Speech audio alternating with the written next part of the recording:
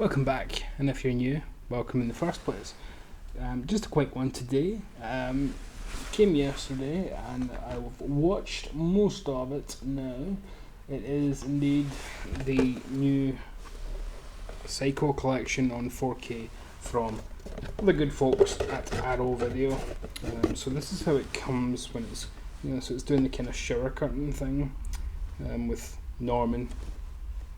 Mrs. Bates. Spoilers for 1960. And look at the amount of extras, right? I know you won't be able to read it, but look at that. That is just the extras for these films. That's not a description.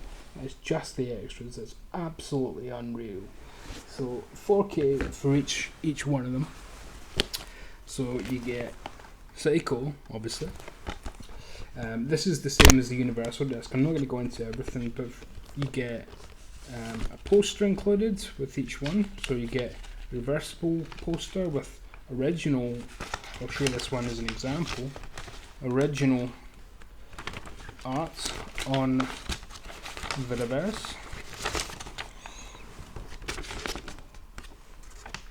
Nice stuff. And then the new artwork there, which actually looks better as a poster than it does as the artwork. And then in each you get some cards as well. So you obviously get your promotional Arrow cards. So there's one for Metallo, but then there's Janet Leigh, Tony Perkins. Don't know why I did that in the New York accent. Don't know why I did that at all. Janet again. Don't think we really need to talk about Psycho. It's the same disc anyway, but yeah, what an established classic. It just doesn't need that scene at the end where Norman Bates is diagnosed via voiceover from the psychiatrist. It doesn't need that. It's much more chilling if you just saw Norman silently be taken over by the other side of his personality again. A film that Arrow have released before is Psycho 2. So this is an upgrade for them.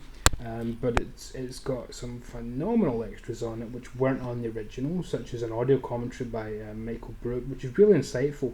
Johnny Maines joins them on that one as well.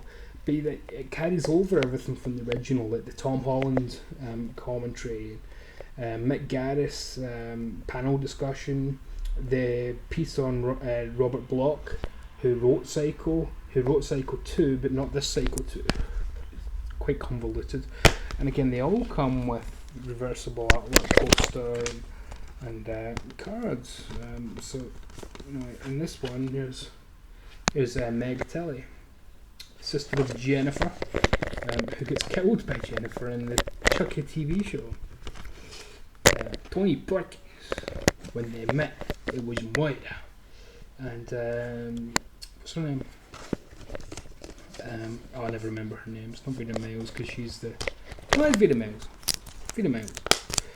Great sequel. My good buddy John and I discussed this recently in terms of underrated sequels, and that's exactly what this is. What a phenomenal sequel this is.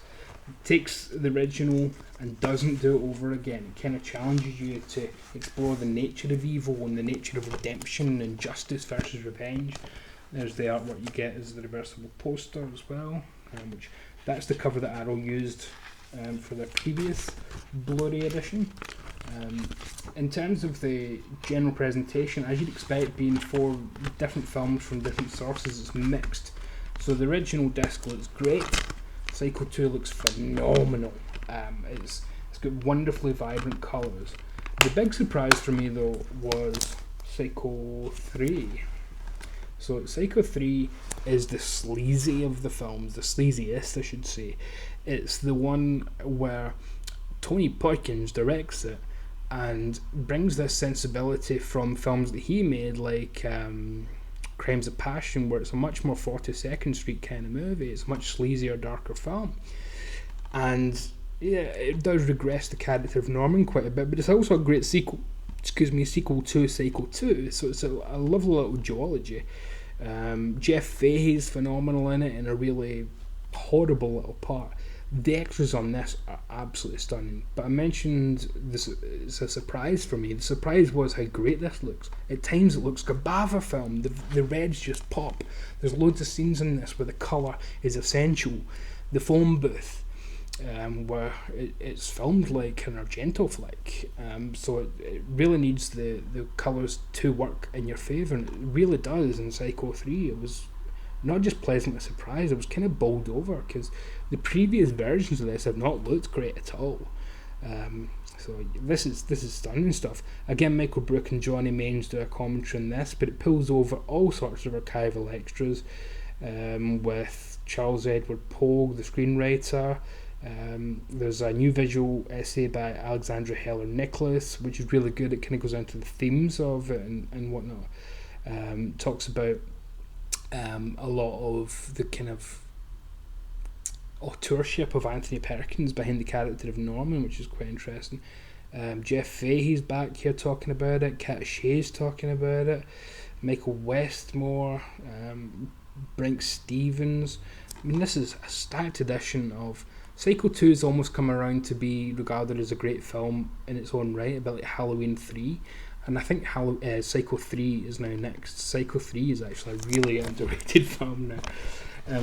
What's not underrated is Psycho 4. I think it's rated just a bit fine because it's not a particularly good film. This, you have to ignore the events of the last two films for it to make any sense whatsoever. So even though it takes up pretty much just after it, you have to ignore it. Where Norman's living a family life at home, and that does not work in the context of those other films at all.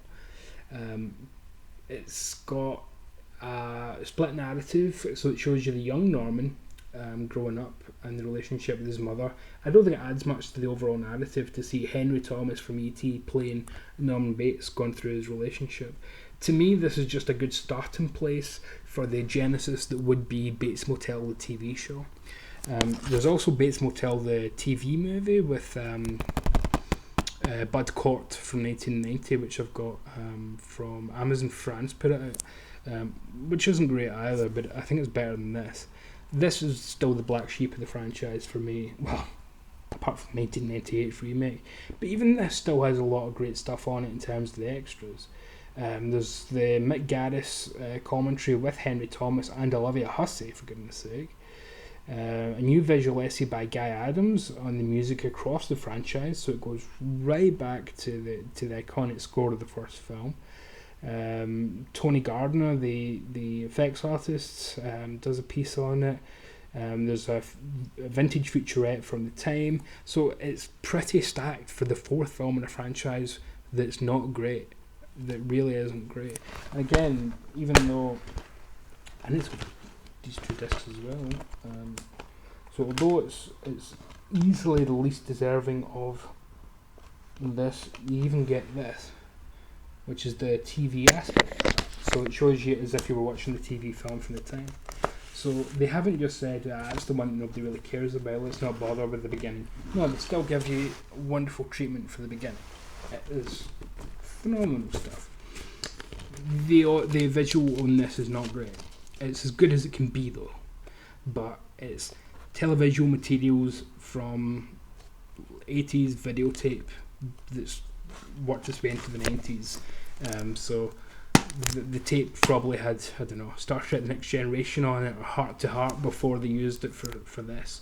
So it doesn't look great. But to me, take that out of the equation and you've got obviously the classic, but most people have probably got that anyway. The real meat of it here for horror hounds and for fans of great esoteric cinema, the most underrated sequel in horror in Psycho 2, and a really great sequel to that in Psycho 3, which is different again, plays around with the tropes, subverts everything, and asks different questions each time. So really, I think those first three are just absolute masterpieces. Okay, number 3 is not a masterpiece, but it's pretty great. And then number 4's there. But it is indeed the complete Tony Poikins. So yeah, 'tis what 'tis. And I like what they did here with the shower. You know, that's quite fun. You do get, where did I put it? I was having to read it. A massive big book. Massive book. This is as good as the book that was in the Vincent Price Six Gothic Tales set.